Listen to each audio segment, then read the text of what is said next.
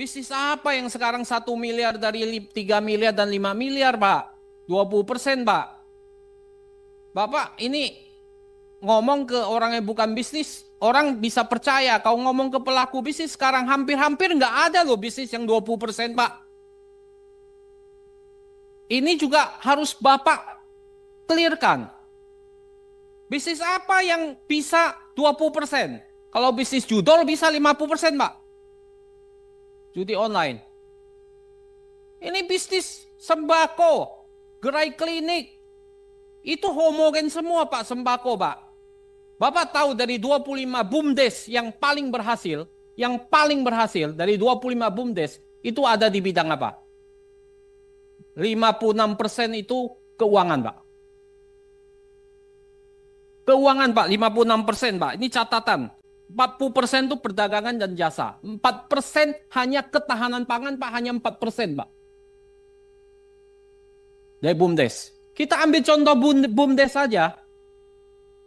Yang bisa bagi hasil BUMDes yang 67.333 BUMDes tidak bisa bagi hasil, Pak. Nol. Bapak tahu nggak? Nah, ini merah putih ini bagaimana? BUMDes saja yang bisa menghasilkan bagi hasil di atas 1 miliar hanya 26 BUMDes dari 80.000 BUMDes. Kau bisa bayangkan betapa perang di bawah, apa yang terjadi di bawah. Nah sekarang Bapak datang dengan 1 miliar. Bisnis modelnya nggak ada. Bapak mau yakinkan siapa? Nggak bisa, Pak. Ini yang Bapak harus paparkan. Jadi jangan kejar di media 80.000. Itu omong-omong aja, omong kosong. Omong kosong, Pak, itu, Pak. Hanya jumlah aja. Kita dukung, Pak, programnya Pak Presiden Prabowo. Tapi Bapak harus bisa menjaga ini agar jangan sampai merusak nama Presiden Prabowo. Itu penting. Jangan nanti gagal, yang gagal Bapak yang kena loh, Pak. Menteri Koperasi Budi Ari yang sangat terkenal fenomenal ini sekarang. Nah ini tolong Bapak nanti jelaskan. Yang ketiga adalah soal pertanggungjawaban hukum. Soal penting juga banyak bertanya, Pak. Siapa sebetulnya bertanggung jawab? Kalau ini gagal, nanti kan ada channeling juga. Ada plafon. Plafon itu sudah saya cek, Pak. Kalau plafon itu base daripada apa? Base daripada requirement daripada bank harus dipenuhi. Gak mungkin dia kasih plafon 3M semuanya dia cairkan. Berapa yang bisa memenuhi plafon 3M itu? Gak gampang, Pak. Bapak bikin koperasi yang sudah ada, Bapak jadikan merah putih. Itu juga kalau 3M belum tentu semua bisa dikasih, Pak. Sekarang kan kecil-kecil, Pak. Itu nggak mudah juga. Channeling, itu bansos, itu uang rakyat, Pak. Kalau koperasi yang nggak benar, itu ludes semua uang rakyat kau channeling. Itu BUMN cuma bayar aja. Itu kan kayak bansos, dikasih channeling ke Bank Himbara. Nah ini bagaimana? Banyak bertanya, ini key resources-nya. Itu salah satu bisnis model di dalamnya key resources, Pak. Itu kita cerita tentang finance. Key resources-nya apa? Finance-nya bagaimana? Bapak yang mana pakai channeling, mana yang pakai plafon? Nah ini kan harus jelas, Pak. Ini kan nggak jelas semua. Nah, itu soal key resources. SDM-nya lagi. BUMDes tuh banyak gagal karena SDM-nya nggak bagus, Pak. Gimana Bapak mengangkat SDM-nya? Ini menjadi pertanyaan di bawah. Jadi itu nggak boleh kita sembarangan, Pak. Ngomong, bunyi, asbun, 1 miliar pasti, kita monopoli, kita udah tahu persaingan bebas, kita monopoli di desa-desa, ini monopoli di sana. Bagaimana caranya? Ya. Nah ini yang kedua. Yang ketiga, saya minta tahapannya harus clear, Pak. Tahapannya, ini nggak ada tahapannya. Bapak mau yang baru bikin, tahapannya bagaimana? Mau yang existing, tahapannya bagaimana? Kemudian mau yang revitalisasi. Bagaimana Bapak menyehatkan dengan revitalisasi bisnisnya? Berapa persen dari 3 ini yang nanti akan terjadi? Itu tahapan-tahapan itu harus jelas ke depan. Jadi saya minta, sebetulnya saya melihat bahwa dalam implementasi lapangannya, Koperasi Merah Putih ini babak belur, Pak. Tidak jelas sama sekali. Dan ini harus Bapak hati-hati. Programnya dari Bapak Presiden Prabowo bagus, tapi dalam implementasinya hancur lebur kacau balau, Pak. Terima kasih pimpinan. Terima kasih pimpinan atas kesempatan untuk menjawab beberapa pertanyaan yang menurut saya sangat substantif, terutama dari Profesor Darmadi. Soal efektivitas. Jadi begini, pendirian Kopdes sesuai instruksi Presiden itu tanggal 27 Maret 2025. Jadi kalau dihitung baru sekitar 2 bulan. Termasuk juga Kepres nomor 9 tahun 2025 tentang pembentukan Satgas Kopdes Merah Putih. Inilah satu-satunya dan mungkin pertama kali di Indonesia urusan koperasi dikeroyok oleh 18 kementerian lembaga termasuk gubernur dan bupati wali kota. Jadi soal efektif, saya pikir ini memang kerja bersama. Dalam berbagai kesempatan saya selalu bilang Kopdes Merah Putih itu musuhnya 3. 1 ketakutan, 2 kecurigaan, 3 keraguan-raguan. Karena kita takut siap nih orang desa. Curiga nanti ininya kepala desanya begini. Atau kita ragu-ragu. Menurut saya ini adalah langkah pamungkas untuk mengatasi ketidakadilan ekonomi yang sekian lama terjadi di Indonesia. Yang kedua, ini juga pertanyaan sering sekali saya ditanya sama banyak pihak, itu angka 1 miliar per desa bagaimana ngitungnya Pak Menteri? Prof. Jadi menurut data termasuk dari Kementerian Pertanian, nilai tambah middleman rentenir tengkulak ini 300 triliun diambil dari desa. Dari mulai selisih harga sampai misalnya beli wortel 500 dijual ke kota 5.000. Nilai orang tengah ini terlalu besar. Jadi tidak adil buat masyarakat desa, tidak adil juga buat masyarakat kota.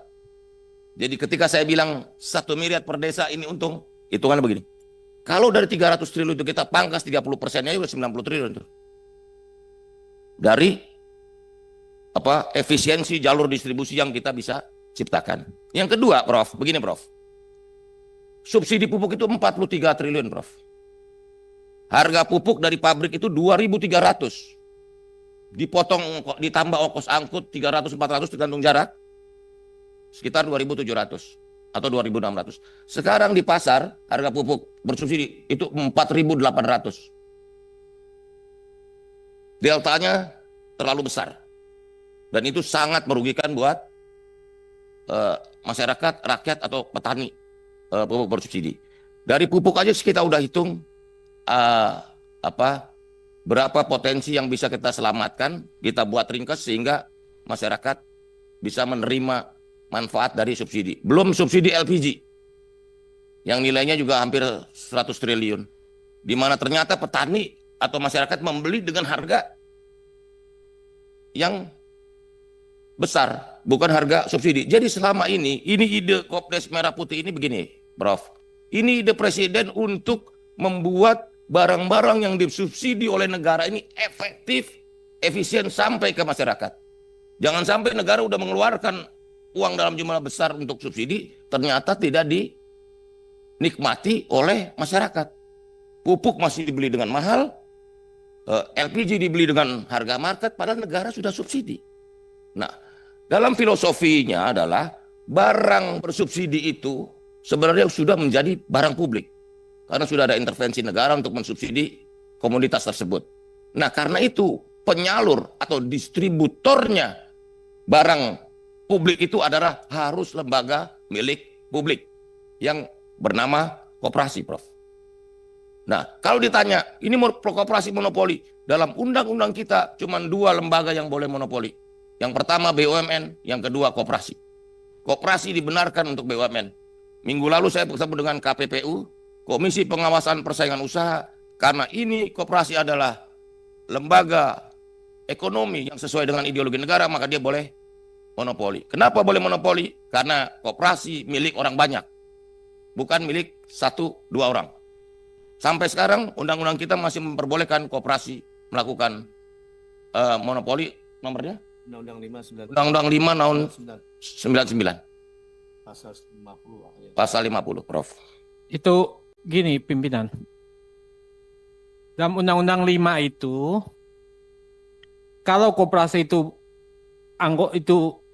dia jual kepada non anggota, itu nggak boleh, Pak. Itu nggak boleh, itu melanggar. Dan terjadi banyak kan yang bukan anggota, karena banyak yang tidak bisa. Ya, artinya dia banyak juga koperasi yang sebetulnya dia bukan anggota gitu, jualnya dia luas, itu nggak boleh, ya kan? Apalagi kalau dia besar itu di situ. Itu Undang-Undang Nomor 599, ya. Yang pertama adalah pengukurannya, Pak. Ada nggak Bapak? Itu efektif. Bapak kan datang ke satu provinsi, kumpulin Pak Desa, menurut cerita nih. Wah, orang datang begitu banyak. Ngerti juga kagak, Pak. Yang dia tanya ini uangnya mana? Itu aja, Pak. Yang dia tanya uangnya itu mana? Nah, ini orang ngerti nggak? Komprehen nggak? Ini loh. Nah, mana pengukuran Bapak? Ini kan Bapak hanya gegap gempita. Wow, begini 50.000 naiknya per detik nih. Kayak ini follower nih naiknya. Kayak bola ini apa yang follower banyak sekali. Setiap detik banyak. Naik 1.100. Efektif nggak nih barang? Orang gak ngerti, Pak, apa yang Bapak jelaskan. Itu yang pertama ya. Yang kedua, Bapak nggak punya bisnis model. Kenapa saya katakan bisnis model? Saya nggak pernah ngelihat. Bapak tahu yang namanya bisnis model? Kayak salah satunya Chan Kim Blue Ocean. Bapak tahu nggak? Nggak ada Pak bisnis model. Tadi Bapak menjelaskan, tapi bisnis modelnya nggak ada. Key resources-nya mana? Customer segmentnya mana? Streamline income-nya mana? Semua nggak ada penjabarannya, Pak. Itu yang saya minta, Pak. Ini kan banyak orang pintar nih. Ya kan? Ya. Iya. Nah, itulah di media kan juga nggak ada, Pak. Itu kan 3 SKS, Pak. Ya.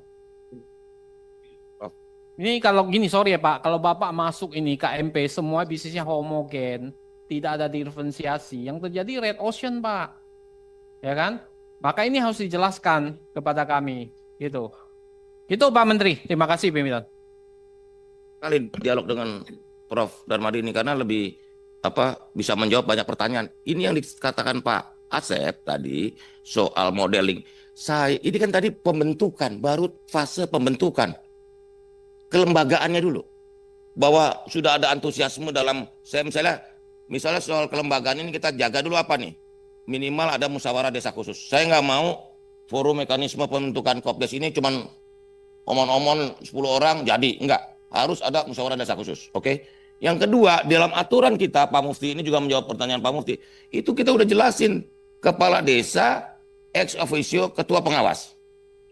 Dan dalam pengurus koperasi yang jumlahnya 5 orang, tidak boleh ada hubungan semendah. Jadi istri, anak, nggak boleh jadi pengurus. Jadi nanti kalau ada dia, pasti akan kita batalkan.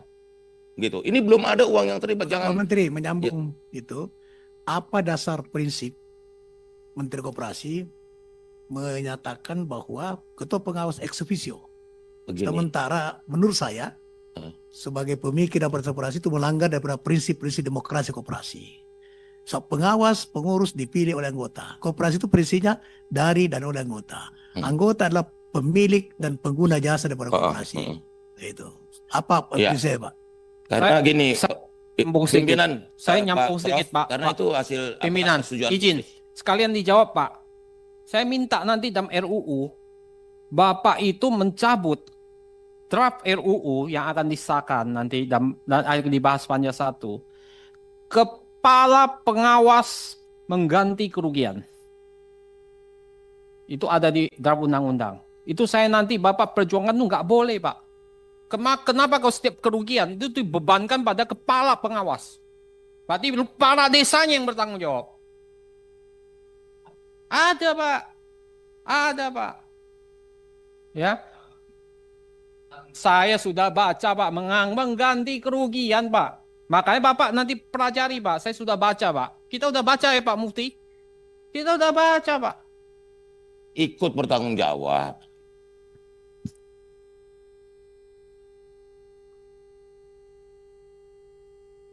Terusih pimpinan. Kiri. Mana? Saya pikir perlu dilanjutkan pertanyaan oleh teman-teman Ya, pimpinan. saya kira Pak Menteri sudah cukup ya untuk nanti kalau masih ada yang kurang Pak Menteri jawab tertulis saja pada Pak Prof Darmadi ya. Baik,